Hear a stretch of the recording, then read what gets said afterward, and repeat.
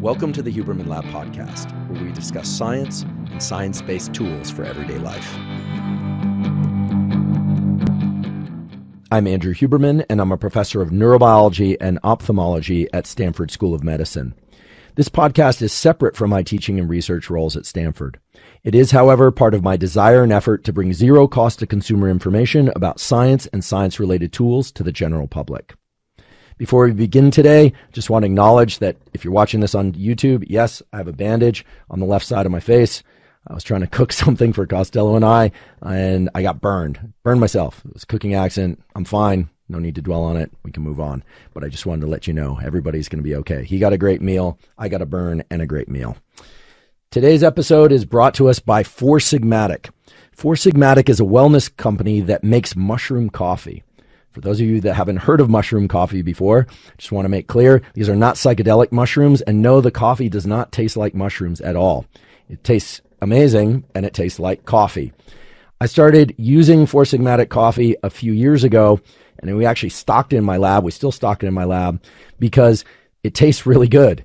And it also happens to have two types of mushrooms in it that I particularly like because of their supplement and medicinal qualities. And those two are lion's mane mushroom, which has been shown in several research studies to have a mild anxiolytic, meaning anti-anxiety effect, and mood elevating effect. Those are from research studies done independently. As well, it has chaga mushroom. Chaga mushroom has been shown to increase growth factors that impact the nervous system, like nerve growth factor. So that's the reason I drink it, and that's the reason we stock it in the lab, and that's the reason why I drink it at home. If you'd like to try Four Sigmatic, you can go to foursigmatic.com/Huberman.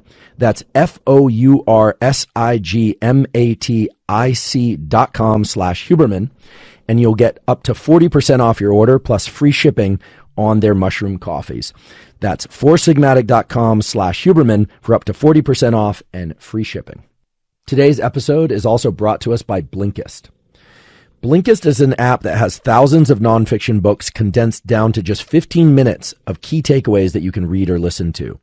For me, I really like listening to books on Blinkist, even books that I've already read. Typically, the way I consume information is, unless it's fiction, I'll listen to a nonfiction book or I'll read the actual physical hard copy of a nonfiction book. And then at the end, I like to take some notes about things that really stuck with me or key takeaways that I'd like to teach or share with other people. With Blinkist, it allows me to go back to those books and get all the essential items, some of which I might have missed in the course of listening to or reading the full-length version. And if I haven't read a book before, it also gives me a sense of whether or not I'd like to read the book.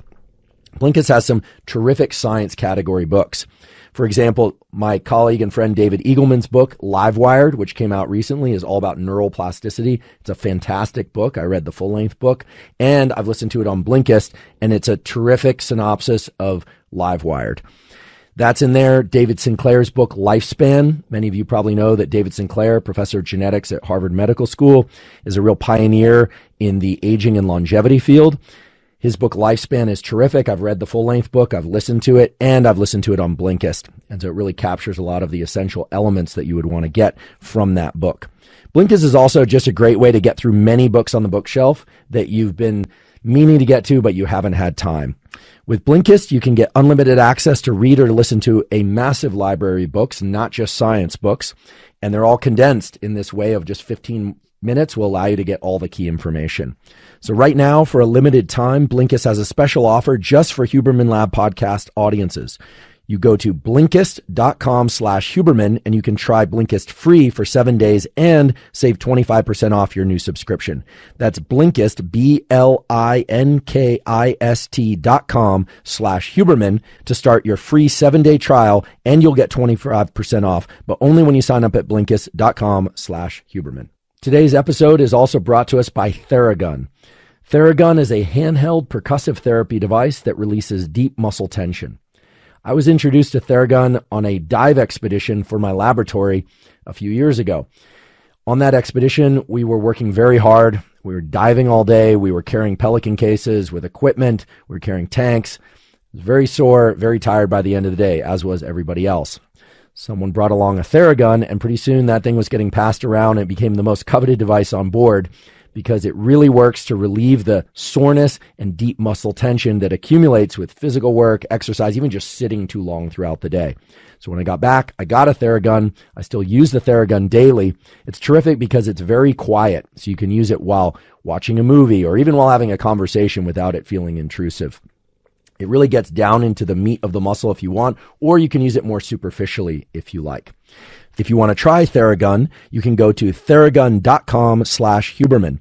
They have several models available. The first one starts at $190, which, if you think about it, is comparable to the price of a professional massage, except that unlike a professional massage, you can use the Theragun for as long as you want throughout the day and for as many days as you like.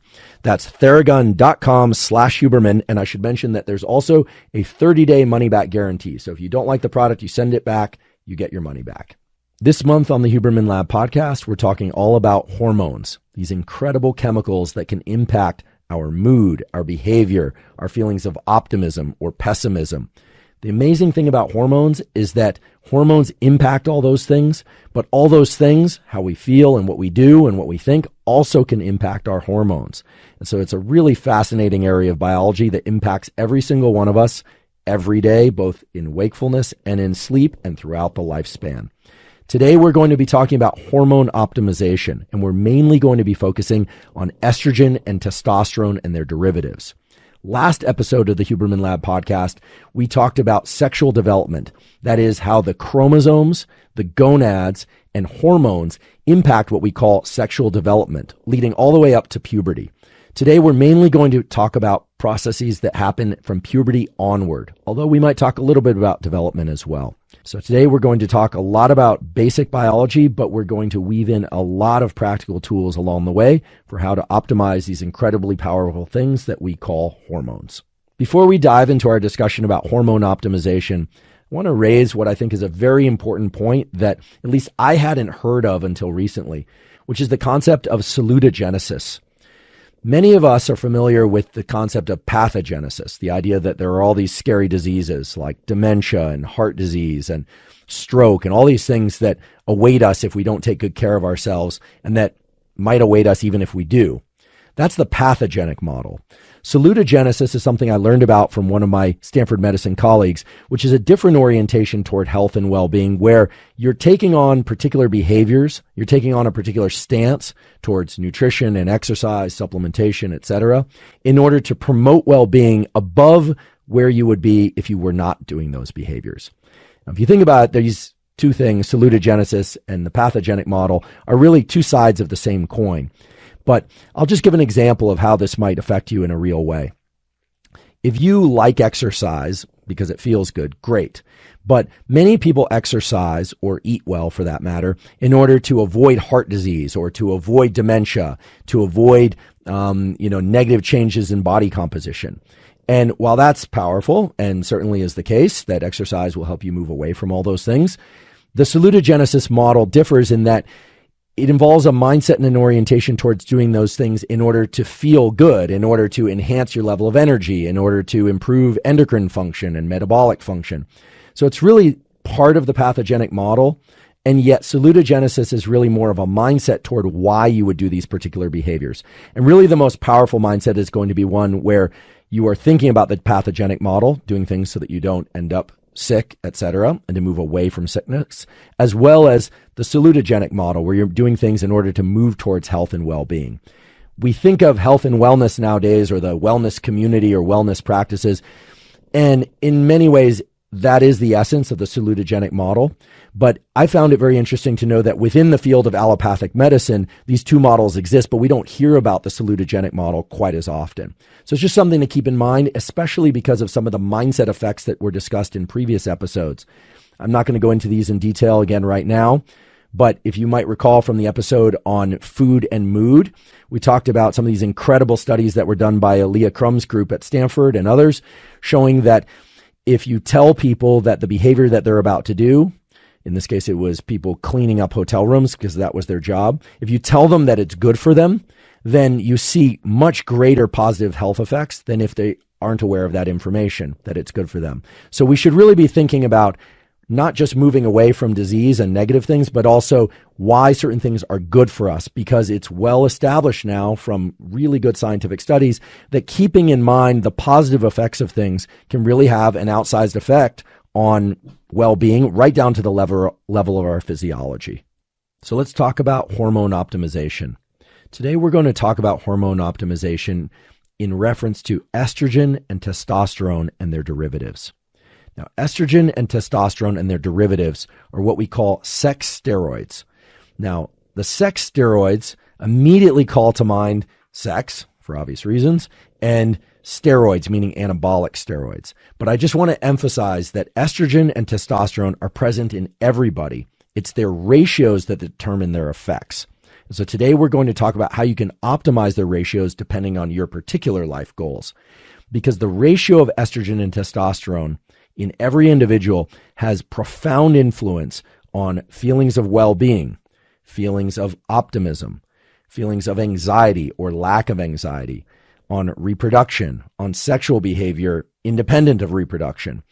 They are profoundly powerful molecules, and we all make these molecules to some degree or another, but there are also important behavioral tools, supplementation tools, as well as prescription drugs that can impact the ratios of testosterone and estrogen in really powerful ways. So we're going to cover all of that.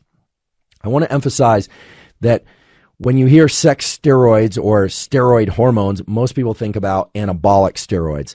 And of course, anabolic steroids are derivatives of testosterone or testosterone itself.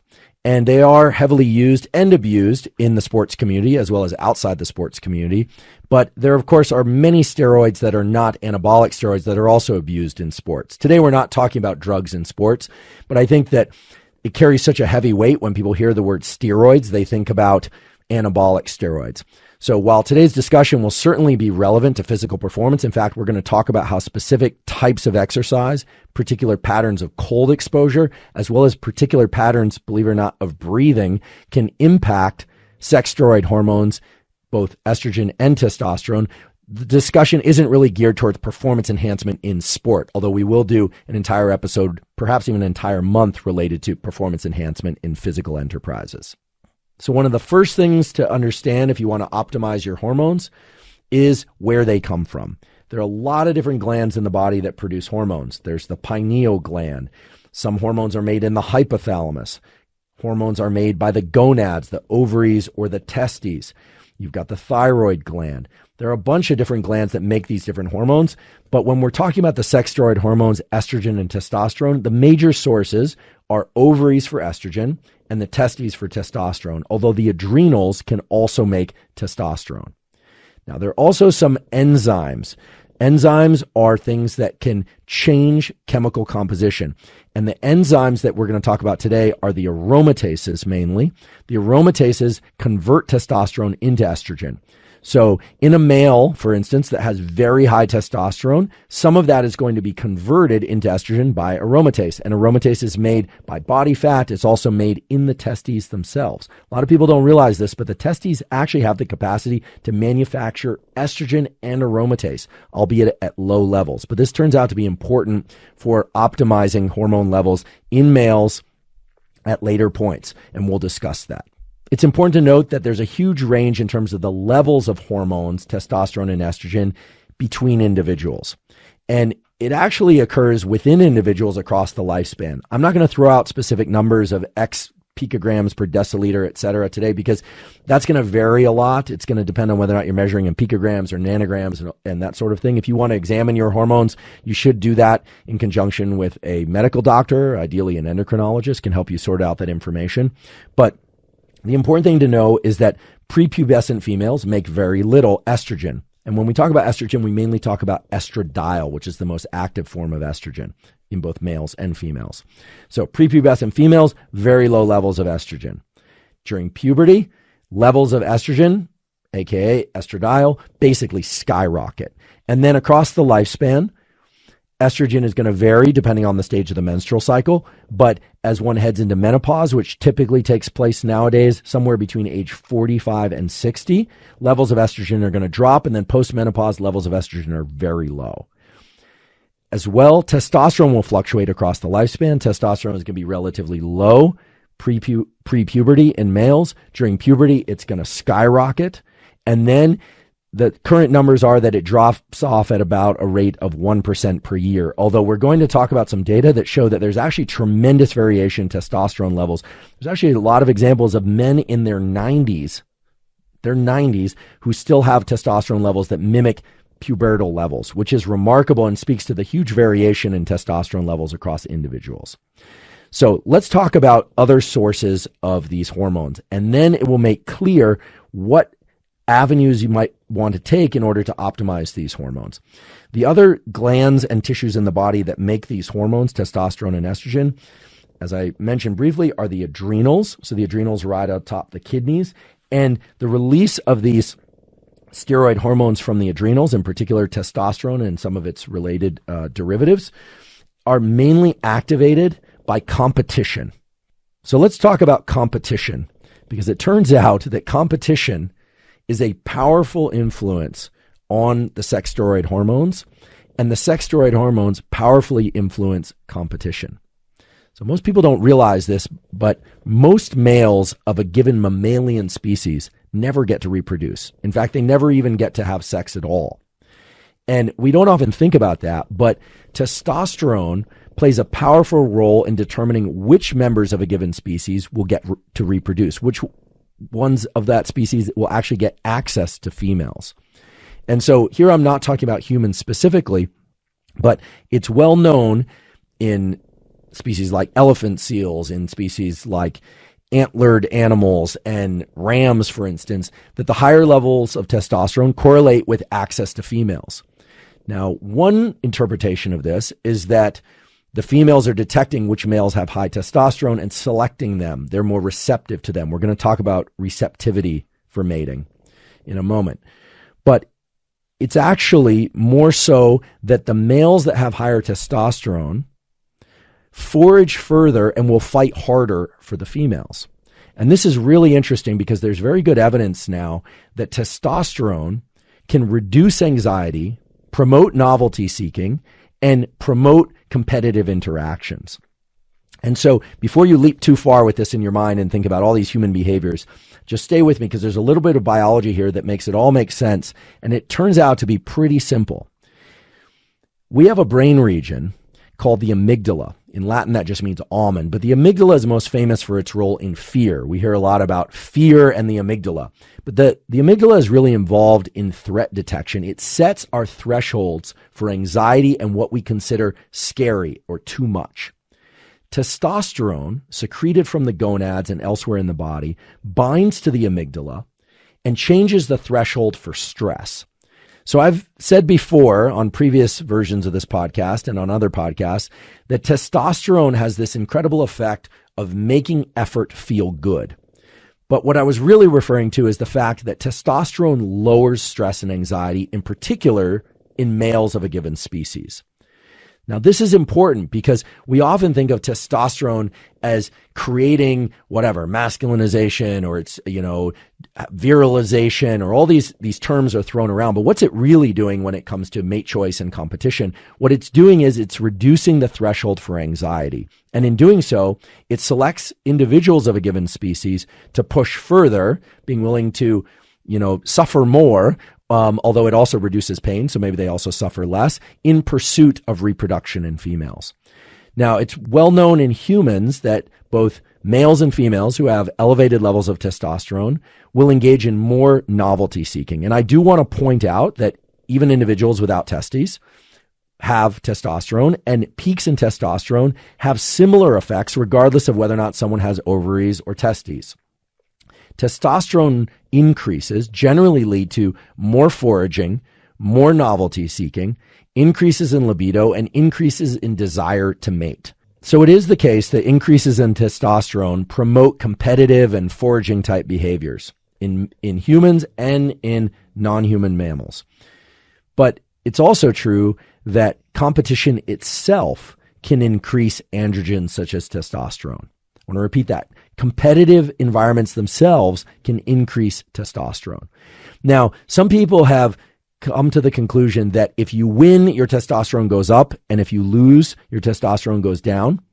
And to some extent, that's true, but that's not a direct effect on the gonads. That's actually mediated by the neuromodulator dopamine. We talked about dopamine in the episode on motivation and drive, and dopamine and testosterone have a remarkable interplay in the body. Dopamine is actually released in the brain in ways that has the pituitary, this gland that sits over the roof of your mouth, release certain hormones that then go on to promote the release of more testosterone. And indeed, winning promotes more dopamine and later more testosterone. However, in the short term, just competing increases testosterone independent of whether or not you win or lose. So the short version of this is that competition increases testosterone. And this may be an ancient mechanism whereby the androgens, such as testosterone, are feeding back to encourage more competitive type behaviors, because every species, whether or not you're talking about reproduction or other resource allocation, is involved in competition. Not every individual of a species gets access to the same number of mates or the same quality of mates. And this is true in both directions for males and females and everything in between. So I just want to emphasize once more, in case I went through it too quickly, that increases in testosterone in females are also going to lead to increase in reproductive behavior or seeking out reproductive behavior. They increase libido. In fact, there's a particular phase of the menstrual cycle where testosterone peaks just before ovulation that on average leads female humans to seek out sex more than they would otherwise during their cycle. And this is all by self-report, but this is also while measuring things like testosterone, estrogen ratios, and so forth. So it's really interesting that a single molecule, regardless of chromosomal or gonadal background, is increasing seeking of mates across individuals, increasing desire to compete or willingness to compete, and lowering the threshold for stress and anxiety. It's important to point out that while increases in testosterone promote seeking of mates and reproduction in both males and females, in females, it's actually increases in estrogen that promote receptivity to mating. So testosterone is driving the seeking of sex, and estrogen is promoting the actual act of sex from females, so-called receptivity, consensual receptivity. In males, it's interesting to point out that testosterone is promoting seeking of sex, but it's also estrogen in males that's important for libido. If estrogen levels are brought too low, then men will completely lose their libido. This is often not discussed or overlooked in the discussion about testosterone therapy and performance-enhancing drugs. People think that hyperandrogenized individuals, meaning people that have very high levels of androgen, will have very high levels of libido. And they will, provided estrogen is available in sufficient ratios to match that testosterone. So it's not simply the case that high levels of testosterone produce a lot of sex and mating behavior and low levels of estrogen are good across the board. You actually need both in both males and females. It's just that in females, the testosterone levels are always going to be lower than the estrogen levels. And in males, the estrogen levels are always going to be lower than testosterone levels. So testosterone promotes sex-seeking behavior. And the real question then is, does sex itself promote testosterone? And the answer is somewhat complicated, but the short version is yes. And as you recall, sex has multiple stages. So there's the physical act of sex, there's the seeking of sex, and then there's orgasm and ejaculation. Now, it's important to distinguish between these because whether or not sex itself increases testosterone depends on whether or not the male ejaculates. And this is very important to understand because on a previous episode, I mentioned how dopamine increases with sexual activity. Remember, dopamine and testosterone tend to increase linearly with one another. But then after ejaculation, there's a release of prolactin, and prolactin actually sets the refractory period in males during which he can't have sex again. And the duration of the refractory period will vary tremendously depending on how much and how long that prolactin release occurs. I also described in a previous episode how some people take vitamin B6. I'm not suggesting anyone do this, but take vitamin B6 in order to reduce prolactin levels and thereby reduce the duration of the refractory period. But getting at this question about testosterone and sexual behavior, it's important to distinguish between these different phases of reproduction or reproductive behaviors. So there are studies showing that sexual behavior itself can increase testosterone. There was a study published in 2011 from Escasa et al., Escasa. This is the stuff of textbooks. This is on PubMed. These are quality studies showing that men who observe sex, so I guess this would be observing pornography, will have slight increases in testosterone during the observation. These people actually were willing to have blood draws taken while watching pornography. They had increases in testosterone that were very modest, of about 10%. Whereas when people participated in sex, they actually did this study where people had blood draws and they had real sex with their partners, and they had 70% increases in testosterone. So there are increases in testosterone that are quite significant during the physical act of sex, and far less so during observing sex. Now, the question that I often get, in fact, is one of the questions I get most often in the comments on YouTube, I don't know why that is whether or not ejaculation adjusts testosterone levels. And it turns out, there are two studies that I could find that were quality studies on PubMed that address this, that sex and ejaculation itself does not reduce testosterone levels, although it will increase prolactin levels for the reasons I described a moment ago. However, abstinence or sex without ejaculation for a week or more will increase testosterone levels up to 400%. So the answer is actually complicated. It's not straightforward. What it means is that sex itself increases testosterone. However, abstinence also increases testosterone even further. So it's a nuanced answer. And I hope this is satisfactory, no pun intended, to those of you that have been asking me, what is the relationship between sex and ejaculation and testosterone and dopamine? It is nuanced. And you have to understand that nuance if you want to understand how certain behaviors impact hormones and how hormones impact those behaviors. As I mentioned before, in females, testosterone also primes the motivation to seek out sex. And sex itself also increases testosterone, but it also increases prolactin. So in both men and women, sex increases prolactin post-sex. It's just the way that the system works. It's that testosterone and dopamine increase in the seeking out and the behavior of sex, and then after sex, prolactin levels go up. There's kind of a quiescence. The whole nervous system is promoted towards calm, and this may actually have something to do with pair bonding and the encouragement of individuals to spend more time together to exchange different smells and hormones and maybe even pheromones. And we're going to talk about pheromones in a moment. A few years ago, there was a lot of excitement about the hormone DHEA, which is mainly made by the adrenals. DHEA has been promoted as kind of a catch-all for increasing testosterone and estrogen in males and females. And indeed, DHEA will increase both testosterone and estrogen. This is something to be mindful of if you're thinking about taking DHEA or you're taking DHEA already. DHEA will increase both testosterone and estrogen, and the extent to which it increases one or the other will depend on whether or not you're starting off with more estrogen than testosterone, or whether or not you're starting off with more testosterone than estrogen, and whether or not you have a lot of aromatase. So for individuals that have a lot of aromatase being made by the testes or by body fat, if you take DHEA, there's a good chance that a fair portion of that is going to be shuttled towards estrogen production and not towards testosterone production. Whereas in individuals that have low levels of testosterone to begin with, high levels of estrogen, there's a good chance that the DHEA is going to promote mainly estrogen production. At least that's what I could find from the research studies that I examined. So the way to think about DHEA, it's a kind of global promoter of the sex steroid hormones, and its specific effects are going to depend a little bit on where you started and whether or not you have ovaries or testes. So just as there are behaviors that can increase testosterone, there are behaviors that can decrease testosterone. And one of the most well-characterized ones in humans is becoming a parent. So expecting fathers have an almost 50% decrease in testosterone levels, both free and bound testosterone. As well, their cortisol levels, a stress hormone, drop by almost threefold, which is incredible. And their estradiol levels double. So their estrogen levels double. So expecting fathers, many people have known, put on additional body weight. Everyone always thought that it's because they're eating in parallel with their pregnant wife. But it turns out that these effects of reduced testosterone, increased estradiol, and reduced cortisol can all be explained by an increase in prolactin.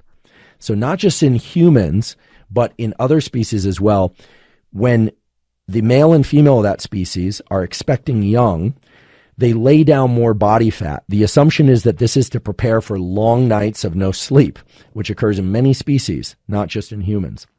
So it's really interesting that this hormone prolactin can start suppressing whole categories of hormones, sex steroid hormones, and can start increasing whole categories of other ones.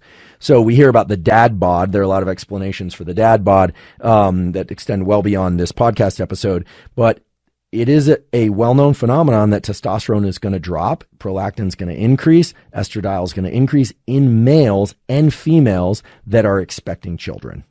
Now, how long that lasts is very interesting. It actually has to do with how much contact with the smells of the baby, of the offspring the father happens to have. So how available or unavailable he is will actually impact his level of hormones. Now, I am definitely not promoting the idea that fathers or mothers take time away from their offspring in order to keep their testosterone levels high or to restore them. That's not what I'm saying at all. It's just interesting to point out that these evolutionary mechanisms push us toward or bias us toward particular categories of behaviors by influencing our hormones, which then feed back and promote more of that particular behavior. Because as I mentioned before, peaks in testosterone in males and females cause individuals to seek sex, not promote parenting. Whereas reductions in testosterone, increases in prolactin, and decreases in cortisol move individuals of both sexes toward parenting behavior and less toward reproductive behavior. The other behavior that markedly reduces testosterone in both males and females and markedly reduces the desire for seeking sex and sex itself is illness. And many of you might say, well, duh, when people feel sick, they don't feel like seeking out mates, they don't feel like having sex. But have you ever wondered why that actually is? Well, it turns out that it can be explained by the release of what are called inflammatory cytokines. So cytokines are related to the immune system. They travel in the lymph and in the blood, and they attack invader cells like bacteria and viruses. And under conditions of illness, we make a lot of different cytokines. Some of them are anti-inflammatory, but some of them are pro-inflammatory. And the best known example of a pro-inflammatory cytokine is IL-6. And it's known that IL-6, when injected into individuals, will decrease the desire for sex and eventually will reduce levels of testosterone and estrogen, independent of feeling lousy. So the reason why people don't want sex when they're sick is because levels of IL-6 are increased. Now, this is important because as we start to think about the different ways to modulate the sex steroid hormones, so-called optimize the hormones, keeping levels of IL-6 low is going to be important for them to exert their effects. Now, IL-6 doesn't just travel to the gonads and shut down the gonads. It actually has ways to interact with some of the receptors that the steroid hormones, estrogen and testosterone, bind to and impact those receptors so that the sex steroid hormones can't have their effect. In short, and put simply, inflammatory cytokines like IL-6 are bad for sex steroid hormones. And so we're going to talk about how to modulate IL-6 in the direction that you would want and how to increase another cytokine called IL-10, which is anti-inflammatory, in ways that can help promote or at least support the sex steroid hormones. So as we move forward, we're going to now start to consider what sorts of behavioral practices, as well as other things, can modulate the sex steroid hormones in the directions that you want them to go. But before we do that, and in order to set the stage for that, you should be asking yourself, how is it, or why is it at a mechanistic level that behaviors can modulate hormones at all? If you think about it, it's kind of strange that just the mere act of being a parent or parenting can change testosterone levels so dramatically or estradiol levels so dramatically. What is it? Is it the sweat of the baby? Is it their saliva? Is it the sight of the baby? Is it holding the baby? Or is it all those things? It turns out that many of those effects are because of smell, or in some cases, even possibly pheromones. Now, I talked about hormones. Hormones, again, are a chemical, travels in the body, impacts tissues and cells elsewhere in the body. A pheromone is a chemical that's released by one member of a species that goes and impacts members elsewhere, but of the same species or even of other species. Now, pheromone effects are absolutely well established in lots of animal species, but they are very controversial in humans. Today, I'm going to talk about some of the well-established ones in animals. I've mentioned one or two of these before on previous podcasts, but I haven't mentioned several of them.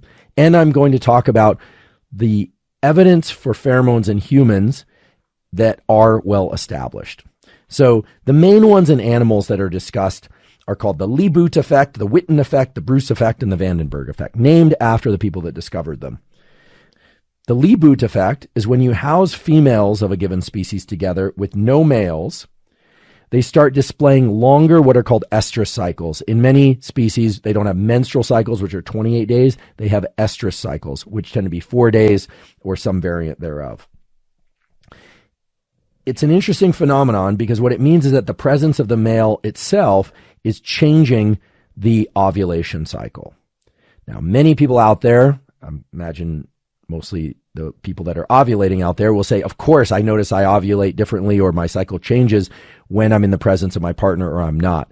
But the pheromone effect that mirrors this Liebert effect in humans has still not really been identified. Nobody knows what the exact chemical is. But nonetheless, this is a strong effect in some animals.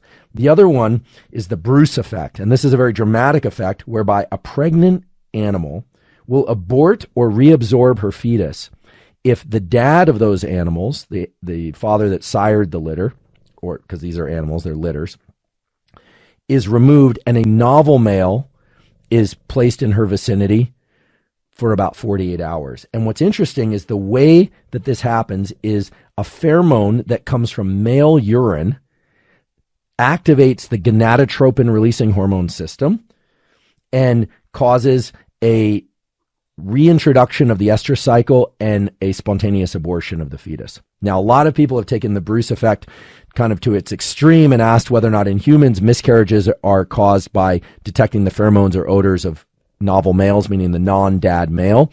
And that's still an open question. Nobody knows if that's true or not. So I want to emphasize that. The other one is the Vandenberg effect. And this is one I alluded to in a previous episode of the podcast, which is that puberty in females can be accelerated by placing a novel sexually competent male in with a young female who has not undergone puberty. There's also a version of this, which I haven't described, which is delay of puberty, where you take juvenile female animals that have not undergone puberty and you put them with more mature females of the same species, and that introduction of more females will cause a delay, a significant delay in the onset of puberty. So these are all pheromone effects, and we know they're pheromone effects because they're not conscious. They also don't require actual contact with the other members of a given species. These are all effects that can be mediated by the urine from a given species or by the sweat of a given species. And speaking of sweat, the one pheromone effect that I'm very aware of from the published literature is a paper that was published in 1998 by Stern and McClintock, which was getting at this question of synchronization of menstrual cycles. Now, the whole idea of synchronization of menstrual cycles is pretty controversial. For a long time, people said, oh, this is absolutely a well-characterized phenomenon. People living in dormitories, their menstrual cycles would synchronize. People living in environments together, their menstrual cycles would synchronize. And then some studies came out that kind of undercut those data and said, no, this actually doesn't happen, and it was kind of controversial. But there is a very clear effect that was described by Stern and McClintock. What they did actually was they took females, they charted their cycles, and then they had other females wear pads in their armpits, and they collected sweat from those females, and then they took the sweat from those pads in those females' armpits, and they introduced them to women who had never had contact with the people who had sweated. They only had contact with their sweat. In fact, they swabbed it underneath their nose. But if that sounds gross, they dilute it in alcohol so much so that they can't actually detect the odor of the sweat. It's actually very important because it's not the smell, it's the pheromone chemical itself. And it turns out the pheromone chemical itself can modulate the menstrual cycle. Although it doesn't necessarily synchronize it with the sweater, what it does is it changes the duration and the pattern of ovulation relative to so-called follicular phase. Long and short of this is that the sweat and pheromones of females can modulate the menstrual cycle patterns of other adult females. It's just a question of whether or not they synchronize. And if you're kind of rolling your eyes now and saying, well, of course they do, and this is really detailed, this is how the science is done. And the reason why people are so skeptical about the presence of pheromone effects in humans is that there's no well-identified pheromone organ. You know, we have an area of our nose that's responsible for smelling. That's well established. It's been observed in MRIs many, many times, in cadavers many, many times, in pretty much all individuals. But the vomeronasal organ, which is the pheromone detecting organ, hasn't really been found in humans. There's something called Jacobson's organ, which is thought to be the organ in the nose. It's actually on the top of the roof of the mouth and in the kind of back of the nose. This is for you wine tasters. I never can pronounce this. What are they called? Sommelier, whatever's. The people that are excellent at drinking and detecting the essences of wine, that you have to go through all these tests in order to get certified as one of them. Somebody tell me. They are using probably a similar mechanism of mixing taste and smell. And Jacobson's organ, if it exists, the vomeronasal equivalent in humans, is thought to be a combination of smell and taste. Now, it gets even weirder and cooler when you think about a given study that was done in humans where if you take hundreds of t-shirts from boyfriends, keep them separate, you take those t-shirts, you wash them many times separately, and then you offer them to the girlfriends, the longtime partners of those guys. And what you'll find is that the girlfriend can pick out her boyfriend's t-shirt among hundreds of other t-shirts. Not because it smells different, but because something about it seems different. It might smell different to her in some way that's kind of imperceptible, even to her. And the level of accuracy in detecting that t-shirt, her partner's t-shirt, is way above statistical significant thresholds. So much so that you almost have to say there's something about these effects that are real pheromone effects. Although people still argue that there are no pheromone effects in humans, that it's all through olfaction. I think these are interesting and important to understand because it means that a lot of things coming through our nose, whether or not it's pheromones or smells, are impacting hormones and our ability to attach memories and kind of recognition of mates and other people, including our children, not just our mates. And of course, perfume manufacturers have really picked up on the idea of pheromones and have entire laboratories set up to build chemical compounds into perfumes that are designed to attract other mates. This is a well-established and well-documented phenomenon. And the last point I'll make about pheromones is that this combination of taste and smell is such a real thing in the animal world that there's something called the Flehmen response. During the mating season, for different animals, you can actually even see this in horses, but for animals that are seasonal maters, they'll do something called the Flehmen response, where they actually open their lips and their mouth and they expose their gums so that they can capture pheromones that are floating in the wind in the environment. They actually are looking for mates using their mouth and kind of sniffing around. If you own a dog and you watch the way that the dog will sniff around, selecting where they want to urinate, males and females, there's often they're bringing molecules into their nose. I know it sounds kind of gross, sniffing urine, but there are a lot of pheromones in urine of animals. A lot of pheromones are traveling in the wind. Again, whether or not this is happening in humans, I don't know. But then you think about the perfume thing, and here people are putting these scents on themselves that contain putative pheromones, human pheromones, and walking around hoping that their scents are going to evoke mate-seeking behavior from other individuals of the same human species. So we are among the animals in this behavior, independent of whether or not you believe pheromone effects exist. So let's get back to behaviors that can help optimize hormone levels.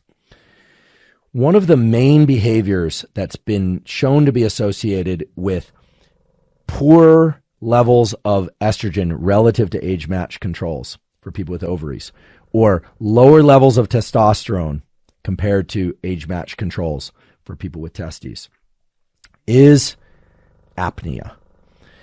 Apnea has everything to do with underbreathing and the buildup of too much carbon dioxide in the body. There are other effects of apnea as well. But if there's a consistent literature in this whole story about aging and reductions in hormones and general health and reductions in hormones, it's apnea. I went deep into the literature on advanced menopause, or when menopausal symptoms are exacerbated. And I went into the literature on andropause, or early onset andropause, so levels of testosterone that are far lower than they should be for a given age. And in every case, you could find multiple papers that showed that apnea, or poor efficiency of breathing and buildup of too much carbon dioxide in the body, was a problem. Mostly sleep apnea, although apnea in general was shown to be an issue negatively impacting hormones. Now, the directionality of this effect isn't entirely clear. It could be that reductions in estrogen cause apnea, and actually there's some reason to believe that might be the case. I found at least one paper showing that there are estrogen receptors on some of the neurons that actually innervate the lungs and allow for the perception of how full or empty the lungs are. In other words, reductions in estrogen may adjust breathing by changing our sensitivity to our own lungs. Now, that was true for males and females. Remember, estrogen in both males and females. But as well, I found papers in which testosterone reductions were associated with apnea, and testosterone receptors are also found on a lot of cells in the so-called viscera, including the lungs. So again, the directionality of the effect isn't clear. But what's really interesting is that there are very clear ways in which patterns of breathing, especially patterns of breathing in sleep, can modulate hormones in ways that are immediately actionable and can serve to optimize both estrogen and testosterone, regardless of whether or not you have ovaries or testes. So what is apnea? Apnea is underbreathing, or mainly cessation of breathing during sleep. So people are holding their breath and then they'll suddenly wake up. Actually, I've talked about the physiological sigh on previous episodes of this podcast, of this pattern of double inhales followed by exhales that one can do consciously to reduce stress and anxiety and offload carbon dioxide. That pattern of breathing is actually what kicks in spontaneously anytime we have an apnea episode in sleep. Although in many people who have apnea, they don't engage the physiological sigh. People who are dramatically overweight also suffer a lot from apnea during sleep. There's actually a lot of buildup of carbon dioxide in the body, and that can lead to excessive sleepiness during the day, inability to access the deeper phases of sleep. And it's well established that going into deep sleep and getting the proper patterns of slow wave sleep and REM sleep are important for hormone optimization. I talked about how to modulate sleep and optimize sleep in the first month of the Huberman Lab podcast. So please check out those episodes if you have sleep issues or you want to work on your sleep. Also check out Matt Walker's terrific book, While We Sleep. And that will help you find various protocols to help you optimize your sleep. But the issue of breathing itself can be adjusted in the daytime waking hours in ways that can powerfully impact both sleep, reduce incidence of sleep apnea, and apparently from some emerging literature can also help to optimize various hormones, even just by breathing in particular ways while awake. So here's how this works. There's now a lot of literature showing that breathing through the nose, not through the mouth, is powerful for improving lots of things. First of all, it improves cosmetic features of the jaw and face. This was first well established by my colleagues at Stanford in a book called Jaws, The Story of a Hidden Epidemic. This is by Sandra Kahn and Paul Ehrlich, who are both faculty at Stanford. Has a foreword by Robert Sapolsky, the great Robert Sapolsky. And it also has a heavy endorsement up front by Jared Diamond, the author of Guns, Germs, and Steel, the Pulitzer winner. So a lot of heavy hitters on this book, Jaws. It's not a book that a lot of people know about, unfortunately, but it really describes the benefits of nasal breathing and the terrible things that happen when people, in particular children, but adults also, are heavy mouth breathers.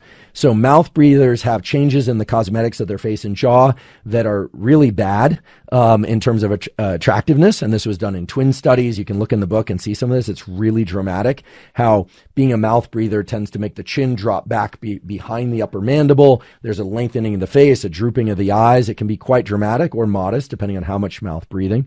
Now, sometimes we have to breathe with our mouths, but there's also a lot of data and studies described in this book, Jaws, that describe how nose breathing in wakefulness and in sleep promotes all sorts of positive things related to not just cosmetics, but also the improvement of gas exchange of carbon dioxide and oxygen in the body.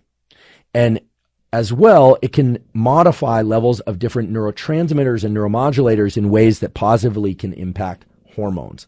So believe it or not, being a nasal breather and avoiding being a mouth breather can actually positively impact hormones, and in particular the hormones testosterone and estrogen. Although the way that it does that is by making you a better sleeper, which allows you to produce more testosterone and the appropriate amounts of testosterone and estrogen. But it does that in part through indirect mechanisms, because deep sleep supports the gonads, the ovaries and the testicles, and their turnover of cells and the production of cells. Remember, in the ovary, particular cells and the egg follicles themselves make estrogen, and in the testicle, that the Sertoli cells and the Leydig cells are important for the formation of sperm and for testosterone, respectively. So what does this all mean? This means we have to be breathing properly. It almost sounds kind of, like kind of new agey, like, oh, you have to breathe properly to get your hormones right. But no, you have to breathe properly to get your breathing and sleep right, so that your sleep can actually be deep enough and you're not entering apnea states. And then that will support gonad function. And I wouldn't be putting this out as one of the main behavioral tools up front if it weren't for the fact that the effects of apnea on these hormones are dramatic and terrible. And the positive effects of getting breathing right on these hormones, testosterone and estrogen, are dramatic and wonderful. So let's talk about a few of those studies briefly so I can underscore the value of proper breathing in order to optimize hormones. So I was able to find at least 4 quality studies showing that when apnea is reduced in sleep or eliminated, there are significant increases in testosterone in males and in proper estrogen to testosterone ratios in females. And the way that it works is very interesting. Apparently, it works by reductions in cortisol. Now, cortisol is a stress hormone that is released early in the day as we wake up and serves healthy roles in protecting us against infection, reducing inflammation, etc. But you don't want cortisol to be too high, and you certainly don't want it elevated too long throughout the day and night. And so we all know, because now we've been told a lot in the last decade or so, that getting proper sleep is important for all these aspects of health. Getting proper sleep can really offset all the reductions in testosterone and estrogen and reductions in fertility that occur if we don't get enough sleep. But seldom is it discussed how sleep actually adjusts things like testosterone and estrogen. And it does it by modifying cortisol. So the molecule cholesterol can be converted into testosterone or estrogen, but there's a competition whereby the cholesterol will turn into cortisol and not testosterone, or it'll turn into cortisol and not estrogen if stress levels are too high. So the simple version of this is getting your breathing right during the waking hours, meaning primarily, unless you're working out really hard or there's some other reason why you're maybe eating or speaking that you need to be breathing through your mouth, you should be a nose breather. There's really good evidence for that now. And in sleep, you also want to be a nose breather, because that's going to increase the amount of oxygen that you're bringing into your system and the amount of carbon dioxide that you're offloading. There are other positive effects of it as well, but you're basically reducing apnea. Breath holding in sleep leads to buildup of carbon dioxide and leads to increases in cortisol, which then decrease testosterone and decrease estrogen in negative ways across all sexes. Okay, so the simple version of this is get your breathing right. So how do you do that? How do you get your breathing right? Well, for some people that have severe sleep apnea, they're going to need the CPAP machine. This is a machine that you actually put on your face, and it helps you breathe properly in sleep. Many people, however, are starting to do this thing of taping their mouth shut. Now, this sounds a little bit extreme, and you certainly don't want to do this in any way that's dangerous. James Nestor talked about this in his book, Breath, The New Science of a Lost Art, that simply taping shut the mouth with some tape that will allow you to open your mouth if you really need to during sleep can allow people to shift over from being mouth breathers and snorers to nose breathers. In the daytime, the best way to get good at nasal breathing is to dilate the nasal passages, because a lot of people have a hard time breathing through their nose. And one way to do this is to just breathe through your nose more. And one way to do that is that when you exercise, in particular cardiovascular exercise, most of the time, provided you're not in maximum effort, you should be nasal breathing. Now, for a lot of people, nasal breathing during exercise is hard at first, but as you do it, because the sinuses have a capacity to dilate over time, you'll get better at it. The sinuses, if you haven't ever held a skull, I've because of my job as a neuroscientist. I've held a lot of skulls, taken a lot of brains out of a lot of skulls, teach neuroanatomy, and have done that for goodness, God knows how many species I've done that for, including human. But what the sinuses are, is they're actually, what you've got these little portals in the bone that run, up here and down here behind the nose and into the jaw. If you ever had a cold and your sinuses are stuffed up, you feel like you have congestion here and around your ears and in your cheeks and in your face. And that's because the sinuses are actually portals where the bones are fused together, kind of interdigitated like this. But they're lined, of course, with mucous membranes. And as you start to nasal breathe more, the nasal passages will start to dilate more. Don't worry, you're not going to get giant nostrils. But what's going to end up happening is you're going to have an easier time breathing through your nose just from waking. So my advice would be breathe through your nose while exercising unless you're in maximum effort. Pretty soon what you'll find is you actually can create more output than you would if you were breathing through your mouth. And of course, there are exceptions to this. If you're swimming, follow that breath protocol. For fighters and martial artists, there's reason to do the kind of exhale breathing through the mouth, that shh kind of thing. There are reasons to do that sort of thing for particular sports. But for most people who are kind of recreational athletes or exercisers, learn to be a nasal breather. It has positive cosmetic effects. It reduces apnea. It offloads more carbon dioxide. It increases lung capacity. It dilates the sinuses, and it prevents apnea in sleep. So unless you have severe apnea and you need the CPAP, becoming a nasal breather can have all sorts of positive effects by reducing cortisol, reducing apnea, and indirectly raising testosterone and estrogen in the proper ratios. So this might seem kind of foundational and indirect, but when you go into the scientific literature, it comes through as one of the most powerful things that you can do that is zero cost. It takes a little effort, but it's zero cost, and it has all these positive effects across the board, both cosmetic and in sleep and hormonal, etc. So that's the first piece of behavioral advice. The second piece of behavioral advice relates to the viewing of light.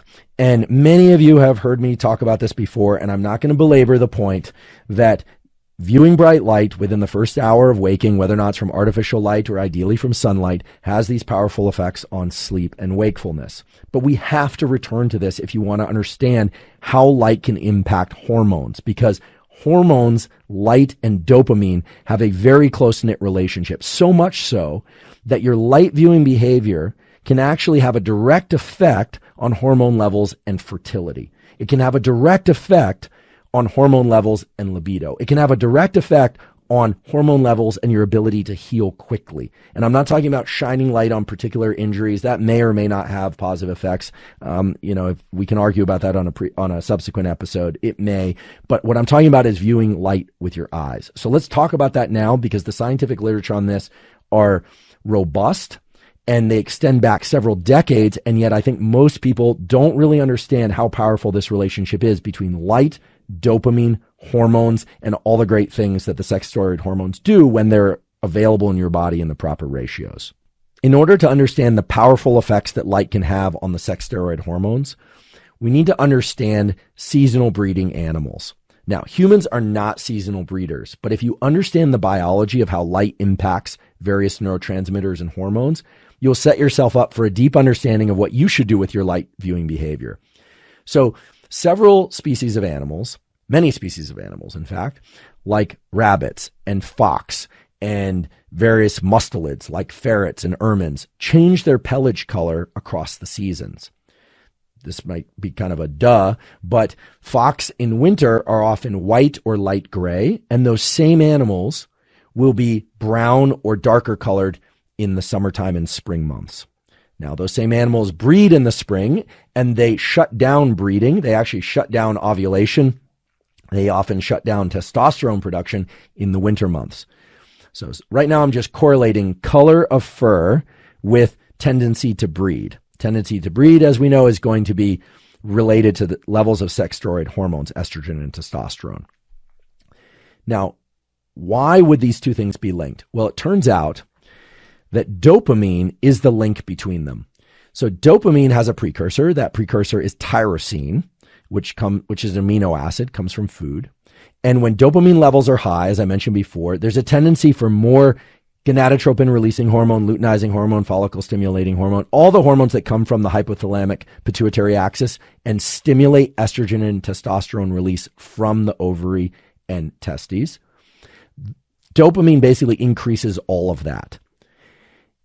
The precursor to dopamine is tyrosine, but the precursor to a lot of the melanin-producing elements of cells that give pigmentation, including for the hair, is tyrosine and tyrosinase, an enzyme. So yes, the same amino acid-based pathway and many of the same enzymes that are devoted to dopamine and dopamine increasing the sex steroid hormones are devoted to giving pigmentation to the hair and skin. And this is why in the summer months, when days are longer, animals are breeding more. And this is also why in the winter months, when days are shorter, animals are breeding less. This is also why in humans, many people, not all, feel an elevation in mood in the spring and summer months because of the amount of sunlight they're getting is increased relative to the winter months. Now, some of you may be saying, I love the fall, I love the winter. Sensitivity to light in these dopamine systems has a strong genetic component. So you go to some areas of the world, I have relatives who are Scandinavian, and in some areas of Scandinavia, people know that there's a kind of seasonal affective disorder. There's kind of a seasonal depression, and people get sadder and more quiescent in the winter. There's actually less going out, and therefore there's less sexual behavior. There's less partying and things of that sort. But other people will say, no, during the winter months, I feel great and I love the holidays around winter, etc. So there's a lot of variation. But in general, the pathway is the following. Increased viewing of sunlight, and it has to be to the eyes, it's not to the skin. Increased viewing of sunlight increases dopamine levels in the brain. Increased dopamine levels in animals and humans increases the amount of these melanocytes and the activity of these melanin-producing cells, which give pigmentation to the skin and hair, and indirectly increase the amount of testosterone and estrogen, and thereby reproductive behavior, feelings of well-being, social interactions, reductions in anxiety, etc. All of which should make sense based on what we've talked about already in terms of the biology and the impact of these steroid hormones on various aspects of the mind and body.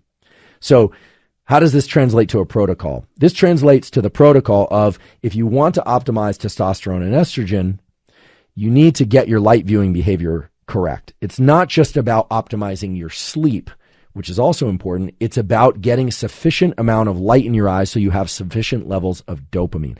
So the simple protocols for that I've reviewed before, but it means getting anywhere from 2 to 10 minutes of bright light exposure in your eyes early in the day. It is not sufficient to do this with sunglasses unless you have to do that for safety reasons. It's fine to wear prescription lenses and contacts. If you can't get sunlight for whatever reason, you want to use bright artificial light. But that is absolutely critical for timing the cortisol release properly, limiting cortisol release to the early part of the day, getting increases in dopamine that are going to promote the production of testosterone and estrogen to healthy levels. The other aspect of light viewing behavior that's extremely important is to avoid bright light exposure to your eyes in the middle of the night. If you're viewing bright light in the middle of the night, you are suppressing dopamine release. If you're suppressing dopamine release, you are suppressing testosterone levels. So much so that I would wager that a major effect of sleep deprivation on reducing testosterone and estrogen is not necessarily because of the lack of sleep per se. It's because usually when people are not getting enough sleep, they're getting too much light in their eyes in the middle of the night as well. A study on this has not been completed yet, but there are 2 studies published in Cell and Neuron, both Cell Press journals, excellent journals, showing that viewing bright light with the eyes in the middle of the circadian night has a detrimental effect on dopamine, and therefore has a detrimental effect on things like testosterone and estrogen.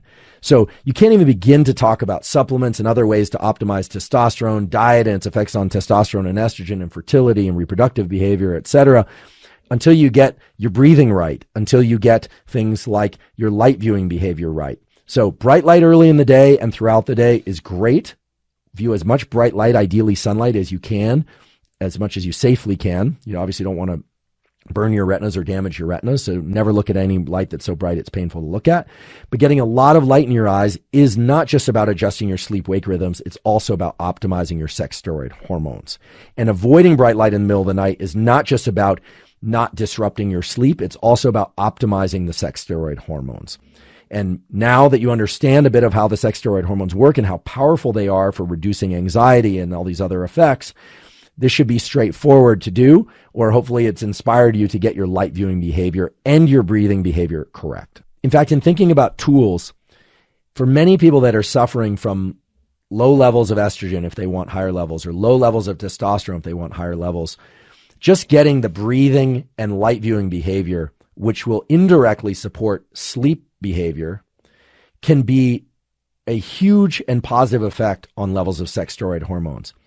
I can already anticipate that in hearing this, you might wonder whether or not viewing light is going to, for instance, increase your testosterone a lot when in fact you want your estrogen increased, or it's going to increase your estrogen a lot when you want your testosterone increased.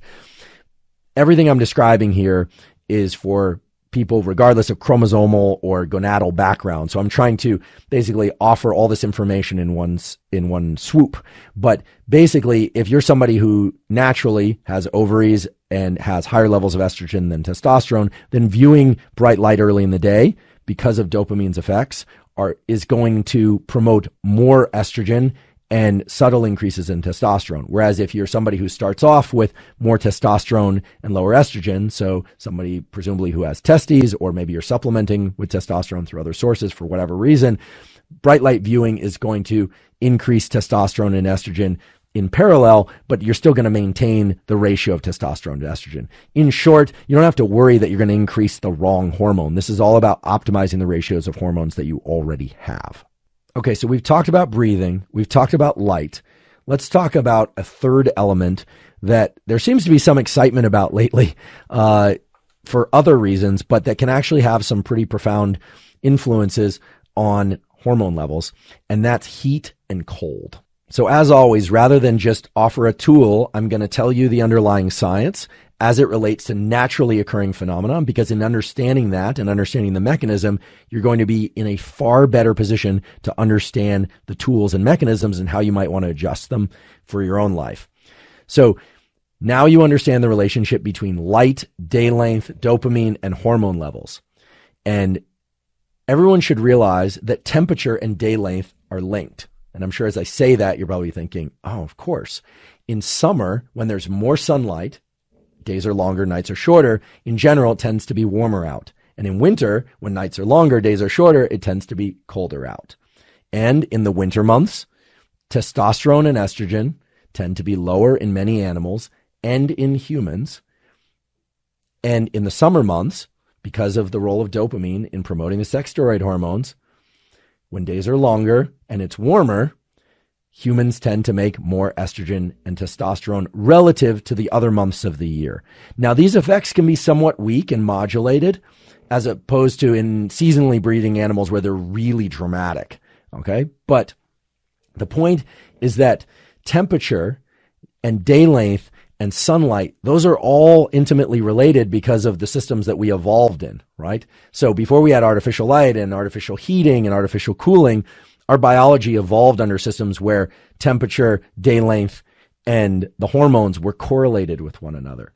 So nowadays, there's a lot of interest in using cold as a way to stimulate testosterone. This is mainly because in the sports community, in particular in the bodybuilding community, they are always seeking ways to maximize testosterone, dihydrotestosterone, keep estrogen to its minimum required to still have libido and still have, skin elasticity, but also walk around with saran wrap skin. Then all this kind of extreme stuff that happens there has led to a recent movement where, believe it or not, I heard this and I couldn't believe it. I went and checked, although I didn't buy them, that on Amazon, you can actually find people have their literally underwear that have ice packs, or I think they're ice pack underwear, so that people are making themselves cold at the level of the gonads in order to try and increase testosterone and libido. Sounds pretty crazy. But believe it or not, that and things like ice baths and cold showers can have positive effects on the sex steroid hormones, both testosterone, mainly in males, and estrogen, mainly in females. And you might say, wait, I thought cold makes the reproductive axis kind of shut down a bit or reduces testosterone and estrogen. But it turns out it's not actually the cold that's having these effects in people. Things like the ice bath, cold showers, cold water swims, these ice underwear or whatever they are. Can't believe that these actually exist, but they do exist. What happens is there's a rebound in vasodilation after cooling. So cooling causes vasoconstriction. And then after the cooling, there's a rebound vasodilation and there's more infusion of blood into the gonads. There's also an effect that's neural. So let me explain how this works, because there are only a few studies on this, none of which looking at the frozen underwear, but that have looked at cold exposure and levels of androgens and estrogens. That's kind of interesting. So you have to remember that the gonad, the ovaries and the testes are heavily vascularized. Remember, even at the level of the brain, GnRH, gonadotropin releasing hormone, comes from neurons that, believe it or not, start off in your nose early in development, migrate into the hypothalamus. I'm not making that up. They started off in your nose and migrate into the hypothalamus. Those neurons extend processes, we call them axons, into the pituitary and release GnRH into the pituitary. There's a lot of vascularization within the pituitary. So now those hormones, or GnRH, can stimulate follicle stimulating hormone, luteinizing hormone, which then are released and travel into the bloodstream. Then those hormones reach the ovary or testes, and they have to get into the ovary and testes. And the way they do that is through the vascular system. And people forget, but the vascular system and how constricted or dilated vessels are is controlled by neurons, right? We discussed this during the discussion about stress in the stress episode. But it's well known to neuroscientists that the best way to shut down neurons is to cool them. So there are a lot of examples of this in the scientific literature, but most people aren't aware of it because you're not digging around in the method section of these papers. But when we want to shut down neurons, we can do things like inject drugs that will do that, like lidocaine, the stuff that makes you numb at the dentist, or you can use different inhibitors. But one of the best ways to do it experimentally is to just cool neurons. When you make neurons cold, because there's a temperature dependence of when neurons can be active and when they can't, the neurons shut down. So the most plausible explanation for why cold exposure, either through, 1 to 10 minute ice bath or cold shower or the ice underpants thing, would increase testosterone or increase estrogen, is that you're cooling the neurons that control vasoconstriction and vasodilation and shutting down the entry of blood, or at least reducing it, and hormones into the gonad. And then when the gonad and the surrounding area heats up again, you're getting a rebound hypervasodilation that delivers excessive levels of, not excessive, but increased levels of GnRH and other hormones and carriers and carrier proteins and so forth that would then stimulate the gonad to release more testosterone, or would stimulate the gonad to release more estrogen. That's the most plausible explanation I can come up with. There aren't a lot of studies looking at direct effects of temperature on the gonad, and it's going to be a difficult study to carry out in any case, because unless it were done in vitro in a dish, it's very hard to eliminate all the other things like vasoconstriction, vasodilation. Put simply, we don't know whether or not cold and heat directly affect the production of testosterone and estrogen. We only know that cold and heat can modulate those, probably through indirect mechanisms like controlling the amount of blood flow by way of shutting down or activating the neurons. Now, there's a lot of lore around heating up the gonads too much. There's actually a whole set of pseudoscience web pages out there saying, well, if you want a girl, you should, conceive the child at this room temperature, and if you want a boy, you should conceive the child at this room temperature. I don't think there's really any firm scientific evidence for that, for either one. But there's some interesting literature about temperature dependence of production of hormones. And I think that it probably relates to these mechanisms of vasodilation and neural control over vasodilation. And of course, excessively high heat is not good for the testes, for sperm production, or for sperm health. Sperm have all sorts of proteins in the cap, things like pentraxins and other things that cause them to swim faster when they're expressed properly and in the right locations. And heat actually alters the location and the function of a lot of those proteins. They're very heat sensitive. And so that's why excessive heat is truly not good for fertility, which may be independent of heat's roles in promoting estrogen or testosterone. Okay, so now we've talked about breathing, light, and temperature. We talked about parenthood. We talked about competition. And we talked about some pheromone effects. Now let's talk about particular forms of exercise and how they modulate the steroid hormones.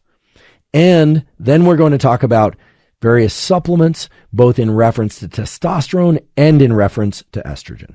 So now let's talk about how exercise in its various forms, weight training, endurance work, weight training to failure, or less intense weight training, can impact testosterone levels. But I want to remind you that we're talking about testosterone both in males and females. And based on what you know from earlier in the episode, testosterone can have numerous positive effects in both males and females, provided they're in optimal range.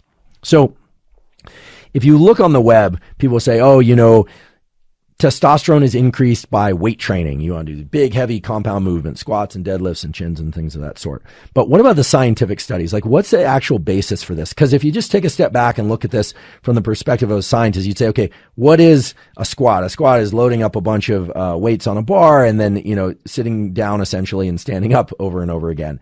What's a deadlift? It's lifting heavy weights from the ground. Why would that increase testosterone? Right? This is what's often not discussed in the weight training or even the exercise science community. What would actually stimulate the release of testosterone from the adrenals and or testes? And which one is it? Adrenals or testes or both? And that's often not discussed. But as a neuroscientist, this is the kinds of things we think about because we think always that genes don't create behavior. Immune systems don't know when to be activated. Lungs don't know when to inhale or exhale. Hearts don't know when to beat, except for the information that it gets from neurons. The nervous system controls all of that.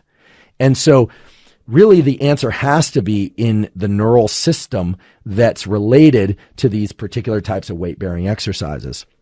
So when you go into this literature, it's kind of hard to find real mechanism. You see a lot of effects. You'll hear things like androgen receptor content, meaning testosterone and its derivatives, receptor content following heavy resistance exercise. And you'll find some examples that, for instance, they do muscle biopsies. They can actually see receptor increases looking at either high volume or low volume, really intense exercise. And you can find a lot of that, but not a lot of mechanism about how the nervous system would do this. And the reason you'd want to know how it can do it is that you could potentially build better protocols or figure out exactly what about these movements is triggering increases in androgen receptors and testosterone. So what's interesting is when you start digging into the more mechanistic studies, what you find is that heavy weight training, so this is weight training where the sets are done with anywhere from, kind of 1 to 8 rep range. So this translates differently depending on ratio of muscle fiber type and so forth. But where basically people are working at anywhere from like 70% to 95% of their maximum, or sometimes even going right down to their 1 repetition maximum, really kind of, max effort. What you find is that using the nervous system in a way in which they're moving heavy loads. So that I would translate to recruitment of high threshold motor units for you muscle physiologists. And there's a rule in muscle physiology about the neuron recruitment for moving muscles where you basically use the minimum number of motor units of neurons to activate muscle as you possibly can. As loads increase, you have to recruit more and more neurons. You always hear about recruiting muscle fibers, but really it's recruiting more neurons to recruit more muscle fibers. And what you find is that heavy weight training, but not weight training to failure, where completion of a repetition is impossible, leads to the greatest increases in testosterone. Now, I'm sure there are a bunch of exercise jockeys out there that are going to, come at me with a bunch of things where, oh yeah, but high volume and this and training to failure and that. Sure. If you're willing to kind of put things side by side, adjust for exogenous testosterone treatment and all the rest, which was done in these studies, what you find in general is that weight training with heavy loads, so anywhere from 1 rep maximum to somewhere in the 6 to 8 repetition range in males or females, increases testosterone significantly, and it does it for about a day, sometimes up to 48 hours. And the studies that I found, which seem to hold the most rigor or weight based on where they're published, as opposed to being published in the journal. I've never heard of it. They're published in good quality exercise physiology journals.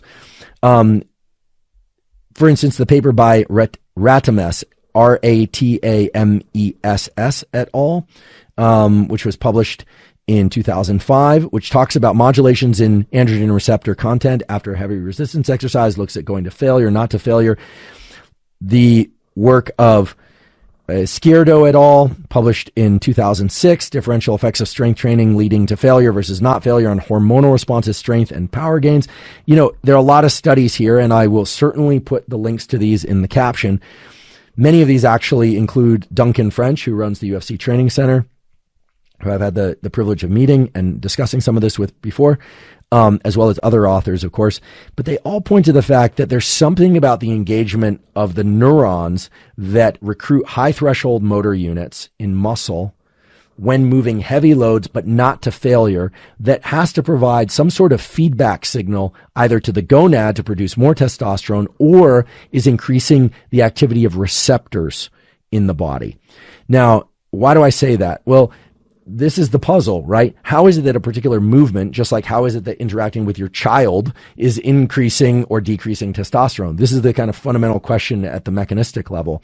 And we answered the question for child rearing. It has probably something to do with smell and pheromones, although I'm sure there are other cues as well. But there's clearly a influence of hard work at the neural level and then at the muscular level for increasing testosterone. And there's also clearly an effect of working too hard and presumably increasing cortisol too much, although I'm speculating there, in terms of reducing testosterone. And so the reason we're getting nitty gritty about this is because ultimately we'd really like to understand what are the optimal protocols. Out there in the literature, you hear move heavy objects to increase testosterone. Some of that will be converted to the more powerful androgen DHT by 5-alpha reductase, etc. But we really don't understand yet how these particular behaviors increase testosterone and whether or not it's doing that by modulating the receptors or it's modulating testosterone release directly, presumably testosterone release directly and sensitivity of the receptors. That's what most of the muscle physiology studies that I was able to find point to. But this basically boils down to a particular set of protocols where if you want to increase testosterone for whatever reason, that weight training with heavy loads but not to failure seems to be the best supported, at least scientifically supported solution to that. Now, it may not raise your testosterone levels as high as you want, but it's definitely taking things in the correct direction. Now, many of you might be endurance athletes or also enjoy exercise besides heavy weight bearing exercise. And there are several studies exploring whether or not endurance activity can increase or decrease androgen levels, and whether or not you combine endurance activity and weight training, whether or not that has any effect if you do the endurance activity first or second. And the takeaway from all of this was that endurance activity, if performed first, leads to decreases in testosterone during the weight training session, as compared to the same weight training session done first, followed by endurance activity. In other words, if you want to optimize testosterone levels, it seems to be the case that weight training first and doing cardio type endurance activity afterward is the right order of business. Now, when these are done on separate days, it doesn't seem to have an effect. They showed no statistical interaction, but it seems that if you're going to do these in the same workout episode, that it's move heavy loads first, then do cardiovascular exercise. So there's a little bit of data looking specifically at how endurance exercise impacts testosterone and its derivatives. And it's very clear that high intensity interval training, sprinting, etc., which somewhat mimics the neural activity that occurs while moving heavy weight loads, is going to increase testosterone. There's ample evidence for that in the literature. And that endurance exercise that extends beyond 75 minutes is going to start to lead to reductions in testosterone, presumably by increases in cortisol. But of course, the intensity of the exercise is going to be important too. I don't think anyone really believes that hiking for the 3 hours is going to reduce your testosterone. Whereas I think if one were to go out and run hard for 3 hours, that you can imagine there'd be reductions in testosterone by way of increases in cortisol. And so while this area certainly needs more research, it's pretty clear that limiting the endurance exercise to 75 minutes or less, not making it too intense, is one way to keep cortisol from going through the roof. But I've talked on previous episodes, and there are a lot of others who have talked out there about how to clamp cortisol, how to keep cortisol more reduced. This is also one of the reasons why you can imagine that various individuals, either for competition or just for their own purposes, rely on testosterone therapy, exogenous testosterone, not just for weight training, but for endurance exercise. So this is one of the reasons why every once in a while, professional cyclists will get popped for performance enhancing drugs, meaning they'll get caught. And it's not just that they're increasing red blood cells through EPO and things of that sort. Oftentimes they're also taking testosterone, not because they want to be large or have massively hypertrophied muscles, but because they're injecting testosterone, they don't have to worry about cortisol-induced reductions in testosterone. They can just clamp or keep their testosterone levels high. Not something I'm recommending, but I'm just justifying the rationale for why an endurance athlete would want to do that at all. So now let's switch over to talking about estrogen. So there are many people who are trying to optimize their estrogen levels. And one of the places where this shows up a lot, and I get a lot of questions about, is menopause. So menopause, as I mentioned earlier, is this fairly massive reduction in the amount of estrogen that is circulating in one's blood, mainly because the ovary is now depleted of some estrogen production of its own. The eggs are not being produced. They've been depleted, etc. So menopause is characterized by a variety of symptoms, and it's multifaceted, probably deserves an entire episode on its own, but things like hot flashes, things like mood swings, things like headaches, in particular migraine headaches. There can be a lot of brain fog. It can be very, very disruptive for people. You sometimes hear about andropause, which is thought to be the kind of analog to menopause, but menopause has certain characteristics that make it a very robust phenomenon for most women, whereas for men, andropause is going to sometimes happen, sometimes won't. In fact, without going into the details of the graphs and the data, it's very clear, as I mentioned earlier, that some men maintain levels of circulating androgens that are quite high, even as similar as they were in puberty and their teen years and 20s, well into their 60s, 70s, and 80s, if they're optimizing a lot of other things, and probably genetics plays a role as well. Whereas some males won't, but within the female population or population of individuals that have ovaries, there's a very stereotyped and characteristic reduction in estrogen levels as the number of eggs becomes depleted. And that's what we think of as menopause. So what are the various things that one can do for menopause? Well, one of the most common ones is that physicians will prescribe supplemental estrogen. So this is hormone therapy where somebody takes either oral estrogen or they'll use a patch or a pellet, some way to secrete estradiol into the system. And that has varying success depending on the individual. Some people respond very well to it. Other people really have challenges with it. And there are a lot of side effects associated with it for some people, not others. In addition, there's a concern always about supplementing estrogen when there's a breast cancer background in the family, or there's concern about breast cancer for any reason, because a lot of those cancers are estrogen dependent. And that's why drugs like tamoxifen and anastrozole and drugs that block either aromatase or block estrogen receptors directly were initially developed. You see them a lot on the internet, again, for all the sports folks who are trying to increase testosterone and reduce estrogen. But remember, those drugs were initially developed as ways to prevent estrogen binding to the estrogen receptor as cancer treatments. So I want to be very clear, and I've said this many times, we always put in the caption of each episode, of course, that I'm not a physician, I'm not an MD, I don't prescribe anything, I'm a professor, I profess things, I'm here to translate the scientific literature and point to what might be some useful avenues for exploration, but this is just for information purposes. You should definitely talk to your doctor about anything that I'm talking about now or in any episode for that matter.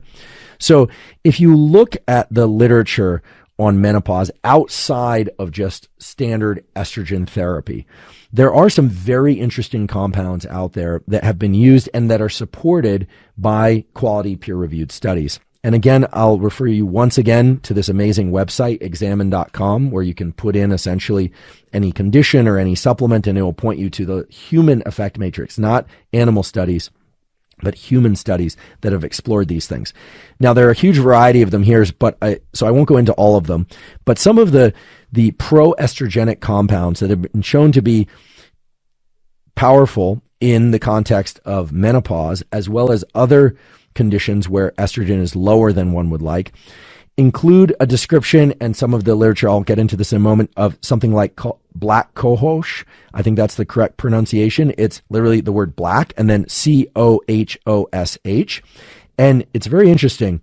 There are 13 peer-reviewed studies that have reached prominence in the kind of commercial landscape where this substance, black cohosh, has been promoted as a way to increase estrogen. Turns out that the effects are consistent, but are fairly minor increases in estrogen. So it does seem to be a real effect. It is significant over the placebo effect, but there's also a significant placebo effect in some of these studies as well. So what's interesting when you look at these studies is that many of them were carried out over a period of 6+ months. They're double-blind studies, etc., and almost all of them led to modest increases in estrogen and modest decreases in menopause-related symptoms. Now, a few additional details about these studies. They were generally carried out on women aged 45 to 64. In some cases, they looked specifically at women that were clinically obese or overweight, although not always. The subject size pools are pretty big, anywhere from 50 to 87. These are decent size, 132 subjects, etc. So these look to be like quality studies, and they basically point to the fact that black cohosh can have a modest effect in improving menopause symptoms. The other one is Panax ginseng. So PNAX ginseng has been shown to decrease some symptoms associated with menopause, mostly related to libido, although the other effects were unreliable. Other things like maca, which is known to increase dopamine, actually had minor effects. Things like, the names here are a little hard to pronounce, so forgive me, things like Valeriana officinalis has shown that there can be some improvement in the hot flash symptoms and some of the insomnia associated with that. So that might be worth exploring. Again, discuss with your doctor. But these were both 100 subject plus age 45 to 64 individuals, double-blind, placebo-controlled studies that showed significant but modest effects. There was one substance in the gallery of the compounds that was looked at that turns out to be particularly interesting. And this one is also particularly difficult to pronounce.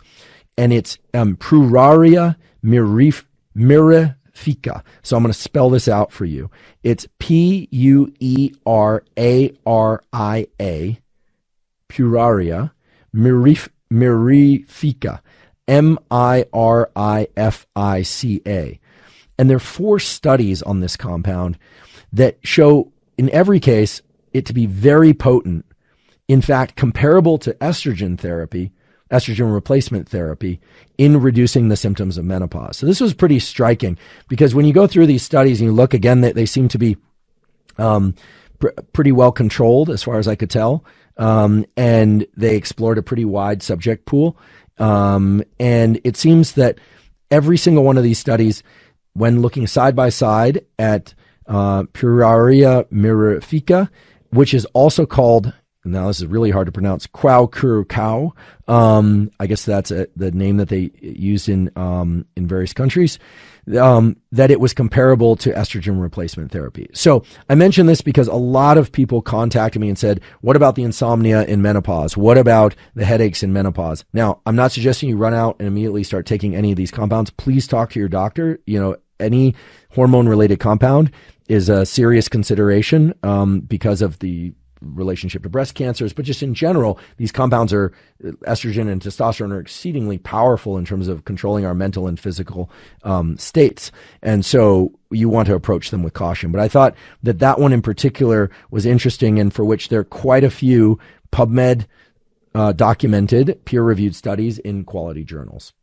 Okay, so now let's talk about the role of specific compounds, many of which can be taken in supplementation form or extracted from diet and nutrition in order to optimize sex steroid hormones.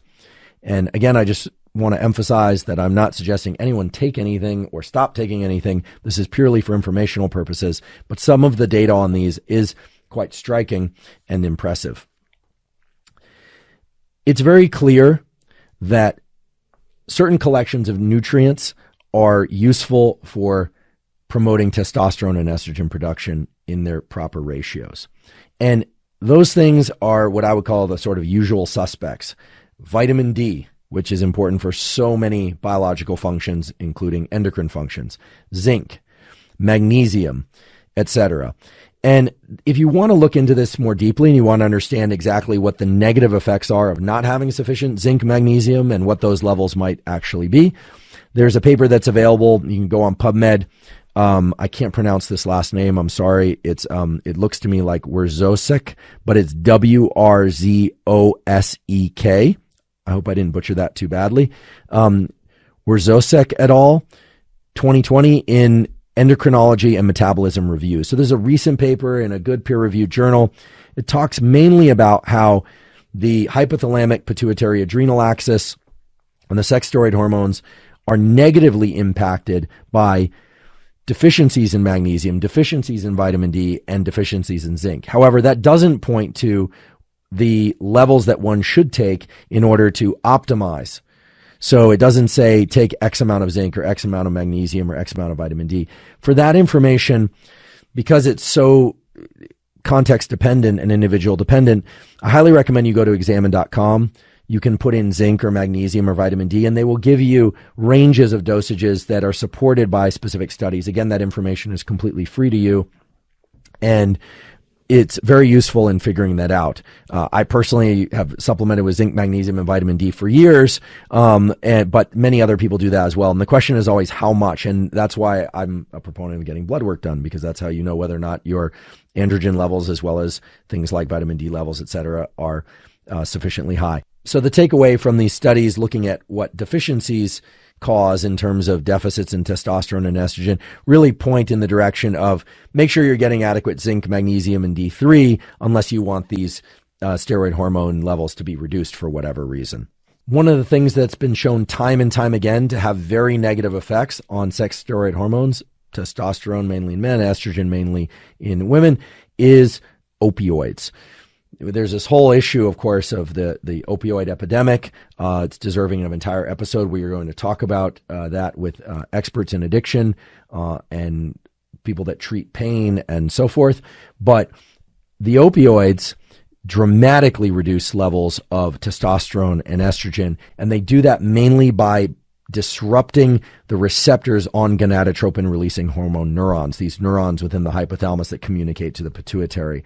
And in fact, people that take large amounts of opioids or even take low levels of opioids for long periods of time will develop all sorts of endocrine syndromes. That's been shown over and over again. Gynecomastia, or male breast development in males, disruptions to the ovary in females. It's really a quite terrible situation. So excessive opioids are very problematic for sex steroid hormones. I don't think anyone will have any trouble finding any literature on that. You can just go into PubMed. You can put opioids, testosterone, or opioids, estrogen. But the major effect is actually way up in the hypothalamus to shut down the production of GnRH, the very hormone that stimulates testosterone and estrogen release. Now, there's an entire industry devoted to supplements and various things that people can take to increase testosterone, some of which have scientific data to support them, some of which do not, and some of which have anecdotal support, and some of which do not.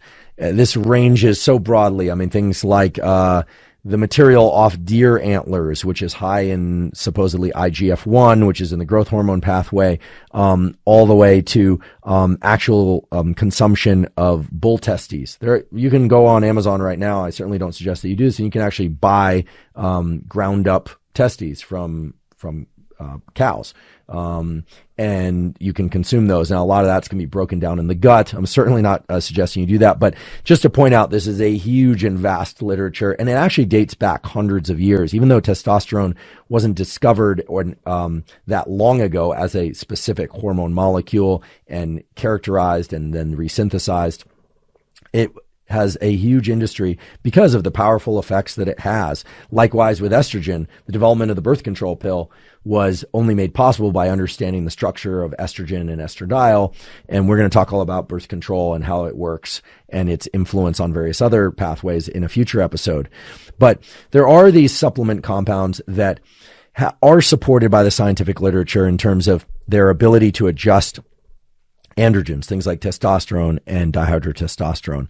One of the ones that has really good evidence for it is creatine. It's very clear that something about creatine, although the mechanism isn't exactly clear, either increases 5-alpha reductase or makes the testosterone molecule more susceptible to certain enzymatic reactions that leads to increases in DHT. DHT, dihydrotestosterone, as I mentioned in the previous episode, has this dramatic role in creating a kind of masculinization of the brain prenatally. It also defines the primary sex characteristic of the growth of the penis, etc. And beyond infancy and early childhood and later in life, it has powerful effects in creating balding, in beard growth, etc. And it has a much higher affinity for the androgen receptor than does testosterone.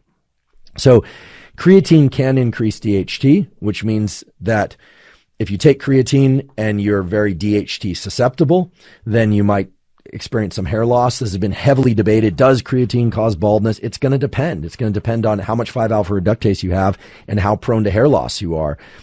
Some people can take creatine without any problem in terms of hair loss. Some people cannot. They start losing their hair to levels that, at least for them, aren't comfortable. There are a few other things that can increase testosterone, and it has to do with the way that testosterone exists in its free and its bound form. So testosterone, the molecule, is kind of total testosterone. That's usually what's measured. This is the kind of levels that are typically thrown around of anywhere from 300 to 900 being the kind of natural range, and then supraphysiological getting up into 1200, 1600 range. But testosterone isn't just roaming around free in the blood. At least most of it isn't. Most of it is bound to either sex hormone binding globulin, SHBG, or to albumin. They're needed as transporters to get testosterone into cells so that testosterone can have its effects on gene expression as well as other pathways within the cells. So people talk about that the level of free testosterone is really what's important and that you want to optimize free testosterone. That's a little bit of a tricky statement. That's kind of like it's true, and yet it's not really reflective of a thorough understanding of how these binding globulins work. Remember, these binding globulins aren't there to soak up all your testosterone just to make it hard for you to free up testosterone and, make gains in the gym or whatever it is, or have increases in libido. They're there to actually transport testosterone to specific tissues, to shuttle them to specific tissues, and to set the rate of bound and unbound testosterone so that it's not all unbound at once. And, it's always interesting to look in the literature and see how everyone wants to free up their testosterone so that it can work. But sex hormone binding globulin can bind up too much testosterone to the point where it's having negative effects on libido or on muscle growth and fat loss and things of that sort. This is true in males and females. Or it can be doing exactly what it's supposed to do, which is shuttling testosterone to the proper tissues and organs where it has all these effects, including the brain.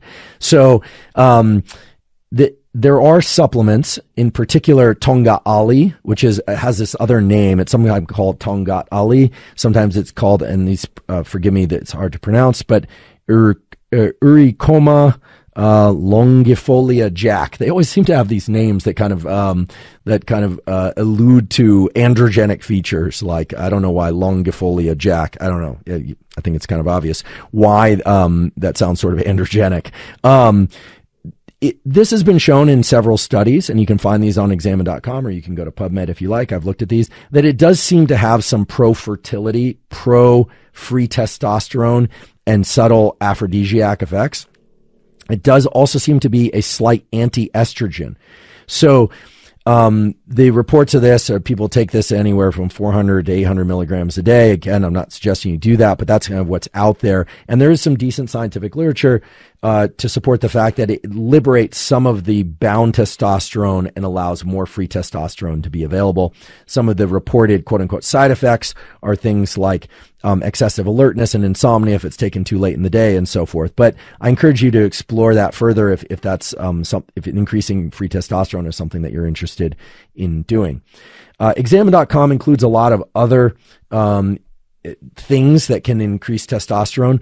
One of the things that's been purported to free up testosterone in the blood are things like nettles, stinging nettles. Although I should point out that the literature points to stinging nettle also having some fairly potent effects on the prostate and on the liver, and so it might be a tricky molecule and maybe not an attractive one for people to take.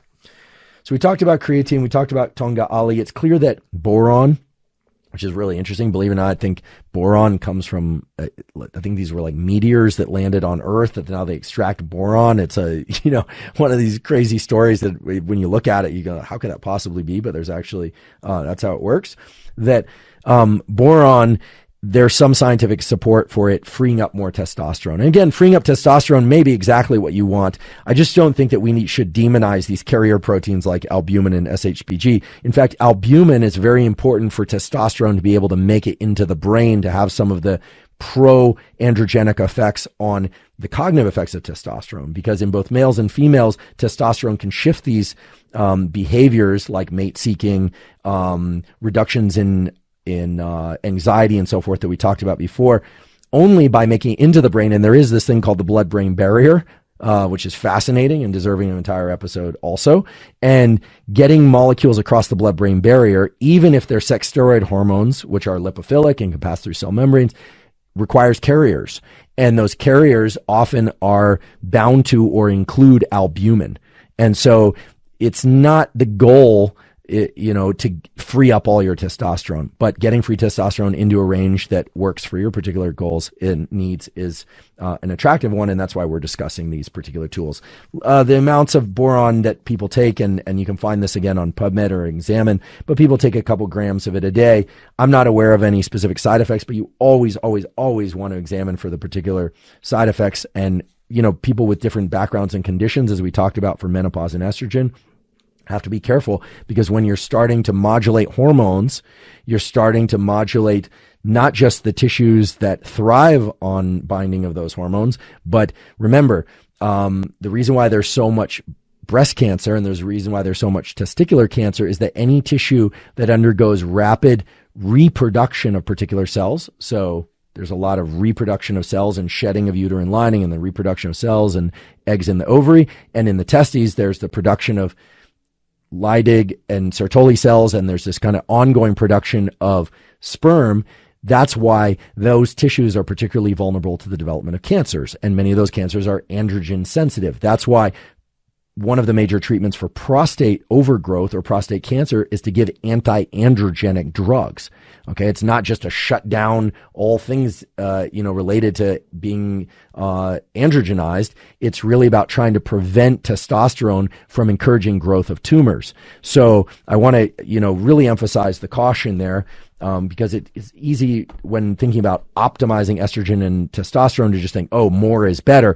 More is definitely not better. And it's not just because they can aromatize or convert into other things. It's because cancers or any tissue that has a lot of turnover of cells is going to thrive on androgen. Anything that promotes growth, it's going to thrive on estrogen. Remember, brain tissue doesn't turn over that much. There isn't really much production of new neurons. Brain cancers happen, but they're kind of rare. And when they do happen, they tend to be glial cells, which have a lot of proliferation. Glial cells can proliferate. Adult neurons don't create more themselves. They don't create more neurons in general, except in a few places in the brain and body. So any tissue that recycles itself is prone to cancers, and those tissues thrive on androgens and estrogens to create more tumors. So you have to be careful anytime you're modulating hormones, especially androgens and estrogens. And in my scouring of the literature and looking at kind of what's out there and what people are talking about, and I also mean in the scientific literature, one of the things that is new to me anyway, probably not new to a lot of the gym rats out there, but or the people that spend a lot of time on YouTube videos talking about androgens, are these, forgive me for butchering the name again, are these ecdysteroids. So ecdysteroids are molecules that come from things like spinach, believe it or not, that have a lot of similarity to the cholesterol molecule. The one that's being discussed a lot out there right now is something called testosterone. I wish I knew why it was called testosterone. Someone tell me why it's called testosterone. Does it have anything to do with turkeys? I don't know why it's called testosterone. Perhaps someone will know. In any case, these ectosteroids are similar enough to cholesterol. Remember, cholesterol is the precursor to testosterone, cortisol, and estrogen. And it appears that some of these ectosteroids do have bioavailability, or their metabolites are bioavailable. And this was something that for many years people talked about, whether or not insect hormones or hormones from other species could actually be used by humans, or whether or not it would have any effect at all. And it's pretty clear based on a study that I was able to find. There's a paper that came out in 2019. It's a comparative study in the Archives of Toxicology. This is Eisenman et al., Isenmann et al., that talks about the ectosteroids and was given in conjunction with strength training or no strength training. This is a 10-week intervention. And their conclusion is that these ectosteroids had a fairly significant, above placebo controls, increases in muscle mass, strength, hypertrophy effects, all the sorts of things that one would expect with increases in androgen. Their conclusion of this study is not my conclusion, although I may or may not agree with them. This isn't about my opinions. It's just I want to be clear. These are their words, not mine. But they say that, in their words, quote, "Our results strongly suggest the inclusion of ectosterone in the list of prohibitive substances." So they're saying these things are so powerful that they should be on the list of banned substances, which might be upsetting to some, or some of you might be thinking, well, who cares? The whole issue of augmenting hormones in sport is a very interesting issue. In fact, if you just want a little anecdote about that, I can't reveal names here, of course, but what I learned recently was very surprising to me, which is that many athletes in pro sports are taking testosterone, and they are able to do that legally, not just because it's available by prescription, but they are allowed to do that under the rules of their sport, in the fine print that no one, including me, had ever seen, if they've had an injury. So if athletes are injured, then it opens up the door for certain forms of testosterone augmentation and other types of augmentations that are not available to them if they're not injured, which always makes me wonder now when I see them getting injured whether or not that's an attempt to get some of the support, because there's absolutely no question that estrogens and testosterones modulate gene expression, modulate strength, modulate the way the brain works, modulates our relationship to effort and anxiety, etc. And while we're talking about supplementation, the effects of supplementation, I would say in some individuals can be quite dramatic, but they're always, except in extreme cases, going to be far subtler, far more subtle, to use the proper English, far more subtle than would be, for instance, just injecting testosterone or injecting estrogen, etc. So I think we should just be honest and upfront about that. So thus far, in terms of talking about optimizing hormones and in the discussion of supplementation, I haven't really talked about things that actually affect the brain directly, that increase the pituitary output and things of that sort. We've mainly been talking about things that free up testosterone or that increase estrogen at the level of the periphery. But if you remember way back to the beginning of this episode, hormones are made in different locations in the body, and there are hormones that promote the release and the production of hormones from other tissues in the body. And one of the main hormones for that is luteinizing hormone. Luteinizing hormone, again, comes from the pituitary, circulates, and either goes to the ovary to promote various aspects of egg maturation, as well as production of estrogen, and to the testes to promote testosterone and sperm production. And the prescription version of increasing luteinizing hormone is something called HCG, or human chorionic gonadotropin, which has been synthesized and is now available as a prescription drug. It's taken in various contexts for increasing fertility, both by males and by females. It can increase, for all the reasons that now make sense, it can increase sperm production. It can produce ovulation frequency. It can produce the number of eggs even that are deployed in a given ovulation, although that's not always a good thing. It basically is pro-fertility, pro-testosterone, pro-estrogen, depending on your background. And what's interesting is HCG was initially synthesized, collected and synthesized from pregnant women's urine. And believe it or not, before it was synthetically made and sold as a prescription drug, there was actually a black market for pregnant women's urine where people would buy the urine. I don't know. I'm guessing that they probably just consumed it, which is weird. But in any case, human chorionic gonadotropin is now available as a prescription drug, and it's one of the things that many people use to increase testosterone or estrogen for increasing fertility. In some cases, I think it's used to increase sports performance, or when people have shut down their gonads for whatever reason because of excessive hormone therapies, or they have some sort of, sometimes there are actually lesions to the pituitary. Sometimes people will have a tumor in the pituitary. It's actually not common, but among brain tumors and neural tumors, it's one of the more common ones. And then you get deficiencies in LH and FSH, and so people will take HCG to stimulate the gonads. So there are a variety of reasons why these drugs were created. But there are certain supplements, not many, that apparently can increase luteinizing hormone and thereby can increase testosterone and estrogen. And one of the more well-documented ones is Fadogia agrestis. That's Fadogia, separate word agrestis, which, at least according to the literature that I was able to find, can increase levels of luteinizing hormone and thereby levels of testosterone or levels of estrogen. And again, if an individual were to take Fadogia agrestis, what they would probably find is that testosterone and estrogen would increase in anyone of any chromosomal or gonadal background. But remember, it's the ratio of both. So both, if someone has low estrogen, high testosterone, let's say they have testes, just by way of example, then both of those would be expected to increase. And if someone has high estrogen and low testosterone, and let's just say has ovaries, then both of those would increase by taking Fadogia agrestis. The side effect profile of Fadogia agrestis hasn't really been documented, so it's a little unclear. I just want to emphasize that anytime someone's going to start taking supplements or modifying sex steroid hormones, getting blood work done is extremely important for safety reasons, and also just to know whether or not things are working. And because all of these things are subject to negative feedback, talked about this previously, previous episode, but if testosterone goes high or too high, it can feed back and shut down luteinizing hormone, which will then shut down further testosterone production. Likewise, if estrogens are going too high or they're going too high at various phases of the cycle, that can start to throw off various other hormones, including FSH, progesterone, LH. The menstrual cycle itself is a just absolutely exquisite balance of feedback of luteinizing hormone kept low and constant, at least for the first 14 days of the cycle. Then mid-cycle, there's a peak, and that's typically when ovulation occurs. That's why pregnancy is most likely during the middle of the 28-day cycle.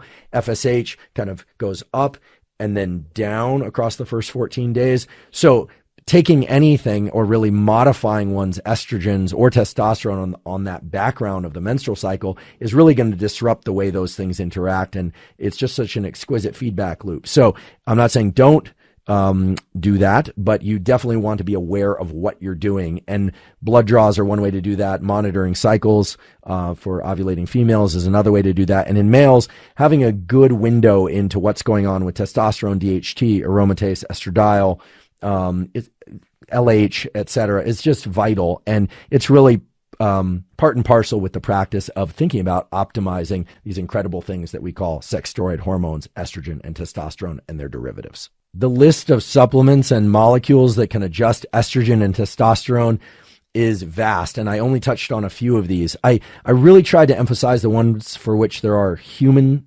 studies, or that have mostly human studies, or maybe even just one human study. There are other things out there for which there are scientific data, things like bulbine natalensis, which definitely has support for increasing testosterone, but all the studies were in rats. I think there is some evidence in humans, but the evidence mainly comes in the form of what we call sponsored research, so companies paying for research, which is different than independent research by people who are not biased in terms of the outcome. And the reason I didn't throw out things like bulbine natalensis is they seem to have liver toxicity similar to high levels of anabolic exogenous steroids. There's some problems associated with them that make them, important to think about if you're curious about this area and the endocrinology, but also somewhat precarious. And, that's one category. So stuff that doesn't have a lot of evidence in humans might actually be dangerous. The other category of things that has been shown to improve or levels of, or increase, I should say, I don't want to say improve because it's up to you whether or not you want to increase or decrease estrogen and testosterone. That's highly individual. How could I know? Are the things that are kind of housekeeping for production of estrogen and testosterone. Things like magnesium, things like D3, things like zinc. Those are the things that are going to create an overall milieu of opportunity to produce normal endogenous levels rather than increasing endogenous levels further. And so I really want to highlight that there's a difference between taking something to create a kind of backdrop of general support and taking something that's going to create a big inflection in the levels of a given hormone. So once again, we covered a tremendous amount of information. We covered some basic science of hormones and pheromones, estrogen and testosterone and their derivatives. We talked about supplementation and behaviors, competition and parenting, and how all these things interact. And I hope that you'll come away from this with a deeper mechanistic understanding of how the brain and body are interacting to control the output and the ways in which these incredible things that we call sex steroid hormones work and influence us. I hope you'll also come away with some ideas of things that you can do, in particular behavioral practices that can improve sleep and your relationship to light, etc., because those things really set the foundation, not just for healthy steroid hormone output, but for all sorts of health effects and for both the psychology and the biology of your nervous system. So I'm sure there'll be many questions. There are many things that I couldn't get to today. I do try and limit these episodes to about 90 minutes, which is the optimal ultradian cycle for learning. It's a lot of information, but we've time-stamped everything for you. So feel free to look over it in parts or circle back where you might want deeper understanding. And please put your questions in the comment section below. Please put suggestions for future episodes and things that relate to hormones in the comment section below. We do look at those and we do use them to inform the content for subsequent episodes. If you're enjoying and learning from this podcast, please subscribe on YouTube. Or if you prefer, please subscribe on Apple and or Spotify. At Apple, you have the opportunity also to leave us up to a 5-star review and to leave a comment in the review section. Please also inform your friends, family, coworkers, anyone that you think might also benefit from the information that we're covering. That really helps us grow our audience and bring more information to you. As well, please check out our sponsors mentioned at the beginning of each episode. And we also have a Patreon. That's patreon.com/Andrew Huberman. At the Patreon, you can help support the podcast at any level that you like. As well, we've partnered with Thorne, Thorne, which is a supplement company. The reason we partner with Thorne is that they have the highest levels of stringency in terms of the quality of the supplements that they make and the quantity of the individual ingredients, something that's not always the case with various supplement companies, but Thorne is exquisitely good about the stringency of their products. They partner with the Mayo Clinic and all the major sports teams. If you want to check out Thorne and see the supplements that I take, you can go to thorne.com/u/Huberman. And if you do that, you can see the supplements I take, but as well, it'll allow you to get 20% off any of those supplements or any of the other supplements that Thorne makes. That's Thorne, thorne.com/U/Huberman to get 20% off any Thorne supplements. In closing, I hope you'll leave today's episode with a much richer understanding of the mechanisms that control the endocrine and nervous system in the context of estrogen and testosterone, as well as take away various tools that you might choose to apply. And next week, we'll be back with another episode about the role of hormones and its important interactions with the nervous system. And that will, of course, include both mechanisms and tools as well. And as always, thank you for your interest in science.